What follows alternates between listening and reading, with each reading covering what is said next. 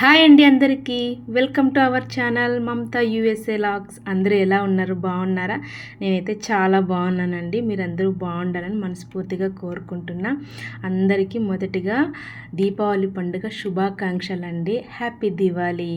అందరూ పండుగను ఎలా సెలబ్రేషన్ చేసుకున్నారు? మంచిగా ఎంజాయ్ చేశారా క్రాకర్స్తో అన్నిటితో? కాబట్టి నాకు కామెంట్ చేసేయండి మీరు ఎలా సెలబ్రేషన్ చేసుకున్నారని. మాది వచ్చేసి అమెరికాలో ఈసారి మా దివాళీ ఎలా జరిగిందో ఈ చిన్న వీడియో ద్వారా మీరు చూసేయండి. మండే కాబట్టి యథావిధంగా మార్నింగ్ ఆఫీస్లు స్కూళ్ళు జరిగిపోతూ ఉంటాయి కాబట్టి మా హస్బెండ్కి మా అబ్బాయికి బ్రేక్ఫాస్ట్ ఇచ్చేసి వాళ్ళకి అదేవిధంగా బాక్సెస్ కట్టేసా. వాళ్ళు వెళ్ళిపోయిన తర్వాత స్లోగా నేను పూజ చేసుకొని ఇంట్లో కలశం పెట్టుకొని సింపుల్గా హడావిడి ఏమీ లేకోకుండా కూల్గా దీపారాధన చేసుకొని ఏదో కొద్ది ప్రసాదాలు చేసి అమ్మవారికి పెట్టి లక్ష్మీ పూజలాగా చేసుకున్నాను అనమాట. ఇలా చూస్తున్నారా మా పూజ గది, అలా పూజ చేసేసుకున్నాను. ఈవినింగ్ వచ్చాక మళ్ళీ ఇంకొకసారి దీపారాధన చేసుకొని లక్ష్మీదేవికి పూజ చేసుకొని ఇంట్లో దీపాలు వెలిగించుకున్నాను. నేనేమి మట్టి దీపాలు ఏమి కొనుక్కోలేదు, రెడీమేడ్ కూడా తీసుకోలేదు. అందుకని చెప్పి ఇంట్లోనే కొద్దిగా గోధుమ పిండి బియ్యం పిండి వేసి చిన్నగా ప్రమిదలాగా చేసుకొని అందులోనే దీపాలు వెలిగించాను. ఎందుకంటే మళ్ళీ ఎక్కువగా స్మోక్ అన్నీ వస్తే స్మోక్ అలారం వస్తుంది కదా, అందుకని చెప్పి చిన్నగా సింపుల్గా చేసుకున్నాను. చాలా దీపాలు ఏం పెట్టకుండా.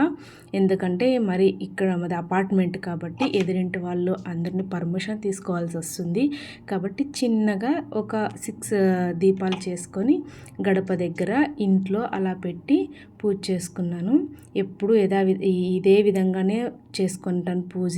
ఇండియాలో ఉన్న అత్త వాళ్ళ ఇంట్లో కానీ బెంగళూరులో కానీ ఏమంటే అక్కడ ఎక్కువ దీపాలు పెట్టే వాళ్ళం, ఇక్కడ కొద్దిగానే. క్రాకర్స్ అయితే ఎప్పుడు ఏం దండికి కాల్చనండి. పెళ్ళికి ముందు చిన్నప్పుడు మంచిగా ఎంజాయ్ చేశాను కానీ మ్యారేజ్ తర్వాత స్టార్టింగ్ కొత్తగా పెళ్ళైనప్పుడు దీపావళి పండుగ వచ్చింది. అప్పుడు పెట్టింటే 2 చిచ్చుబుడ్డులు పేలాయి అన్నమాట.